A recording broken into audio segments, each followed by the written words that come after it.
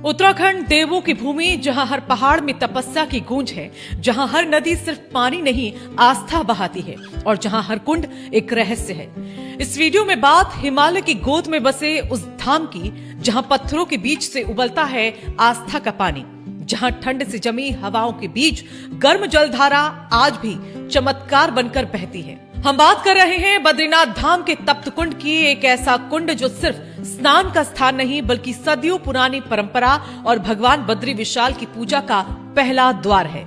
लेकिन अब यही तप्त कुंड एक बड़े वैज्ञानिक अध्ययन का केंद्र बन गया है। पीएमओ के सीधे निर्देश के बाद देश के नामी वैज्ञानिक बद्रीनाथ पहुंच चुके हैं। तो अब सवाल ये, आखिर तप्त कुंड पर अध्ययन क्यों? इससे क्या बदलेगा और क्यों खुद प्रधानमंत्री नरेंद्र मोदी बद्रीनाथ को लेकर इतने संवेदनशील हैं? पूरी कहानी जानने के लिए इस वीडियो को अंत तक देखें। प्रधानमंत्री कार्यालय यानी कि पीएमओ, जिसके निर्देश के बाद बद्रीनाथ धाम में तप्त कुंड के प्राकृतिक स्रोतों का वैज्ञानिक अध्ययन शुरू हो गया। भारतीय रिमोट सेंसिंग संस्थान यानी IIRS देहरादून के वैज्ञानिकों की एक टीम जो कि बद्रीनाथ धाम में पहुंच चुकी है। ये टीम सिर्फ पानी नहीं देखेगी बल्कि मंदिर के आसपास की जमीन, उसकी गहराई, उसकी बनावट और अंदर हो रहे भूगर्भीय बदलावों का पूरा अध्ययन करेगी, क्योंकि सवाल सिर्फ एक कुंड का नहीं, पूरे बद्रीनाथ धाम की सुरक्षा का है। दरअसल अक्टूबर 2025 बद्रीनाथ धाम में अलकनंदा नदी के किनारे बद्रीनाथ महायोजन के तहत रिवर फ्रंट का काम चल रहा था। 1.5 किलोमीटर लंबे क्षेत्र में 2 साल से सुरक्षा दीवार और सौंदर्यीकरण का काम हो रहा था।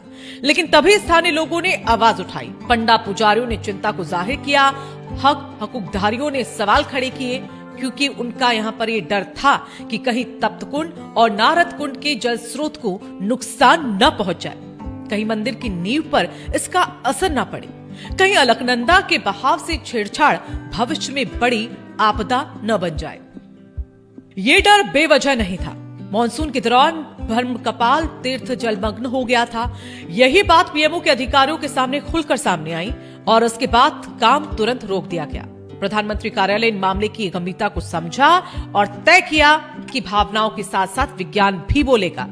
इसके बाद 3 बड़ी संस्थाओं को इसकी पूरी जिम्मेदारी सौंपी गई, जिसमें IIT रुड़की, वाडिया हिमालय और भूविज्ञान संस्था देहरादून, IIRS भारतीय रिमोट सेंसिंग संस्थान भी इसमें शामिल है। इन वैज्ञानिकों को यहाँ पर कहा गया कि तप्त कुंड और नारद कुंड के गर्म जल स्रोतों की रक्षा कैसे होगी, मंदिर की संरचना सुरक्षित कैसे रहेगी और रिवर फ्रंट का काम कैसे किया जाए ताकि आस्था और विकास दोनों साथ चल सके।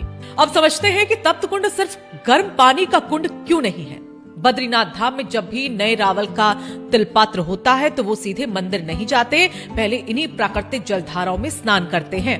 श्रद्धालु भी भगवान बद्री विशाल के दर्शन से पहले तप्त कुंड में स्नान करते हैं। कहा जाता है कि तप्त कुंड का स्नान शरीर नहीं आत्मा को शुद्ध करता है। रावल भी पूजा से पहले इसी गर्म जलधारा में स्नान करते हैं और अलकनंदा के किनारे नारद कुंड से ही आदि शंकराचार्य ने भगवान बद्री विशाल की मूर्ति को निकालकर मंदिर में स्थापित किया था। यानी ये कुंड इतिहास, परंपरा और आस्था तीनों का संगम है। अब आते हैं सबसे दिलचस्प सवाल पर। बद्रीनाथ धाम में सर्दियों में तापमान 0 से कई डिग्री नीचे चला जाता है, चारों तरफ बर्फ जमी हुई हवा, लेकिन तप्त कुंड का पानी आज भी गर्म। वैज्ञानिक मानते हैं कि ये जल स्रोत भूगर्भीय गतिविधियों से जुड़ा है। धरती के अंदर मौजूद जियोथर्मल एनर्जी इस पानी को गर्म रखती है। लेकिन सवाल यह है, अगर जमीन के नीचे छेड़छाड़ हुई, अगर नदी का बहाव बदला, अगर दबाव बदला, तो क्या इस जलधारा की दिशा बदल सकती है या इसका तापमान कम हो सकता है?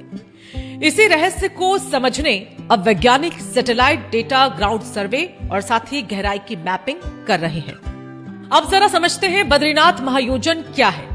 ये सिर्फ सड़क या दीवार नहीं बल्कि बद्रीनाथ को भविष्य के लिए तैयार करने की योजना है, जिसमें पहला चरण सड़कों का विस्तार होगा, झीलों का सुंदरीकरण होगा, अंदरूनी रास्तों का विकास होगा, सिविक एम्यूनिटी होगी और साथ ही टूरिस्ट मैनेजमेंट सेंटर होगा।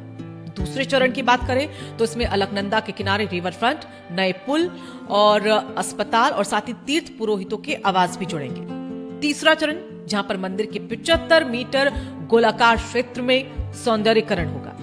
लेकिन अब साफ कहा गया है, कोई भी काम वैज्ञानिक रिपोर्ट के बिना नहीं होगी, आस्था से समझौता नहीं होगा। यहाँ एक बात समझना जरूरी है, प्रधानमंत्री नरेंद्र मोदी के लिए उत्तराखंड सिर्फ एक राज्य नहीं है, ये उनकी तपोभूमि है। यहाँ उन्होंने कई सालों तक साधना की। बद्रीनाथ केदारनाथ उनकी निजी आस्था से जुड़े हुए हैं। केदारनाथ आपदा के बाद बद्रीनाथ और केदारनाथ का पुनर्निर्माण उनका ड्रीम प्रोजेक्ट रहा है, लेकिन बार बार उन्होंने यही कहा है, विकास ऐसा हो जो प्रकृति और परंपरा के साथ चले।